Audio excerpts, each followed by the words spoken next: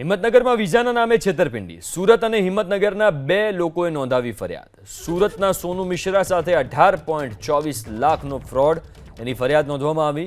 હિંમતનગરના અલ્પેજ કુશ્કીવાલા સાથે 21.10 લાખની છેતરપિંડીની ફરિયાદ નોંધવામાં આવી છે.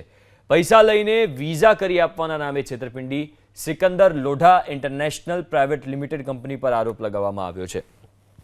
હિંમતનગરના પાણપુર વિસ્તારમાં પિતા પુત્રએ ઓફિસ ખોલી હતી. હિંમતનગરમાં સિકંદર લોઢા, તેના પુત્ર સમન લોઢા સહિત 3 સામે ફરિયાદ. પાસપોર્ટ પણ પોતાની પાસે રાખ્યો હોવાનો આરોપ લગાવવામાં આવ્યો છે. તો Sikandar Lodha international private limited company પર છેતરપિંડીનો આરોપ લાગ્યો છે.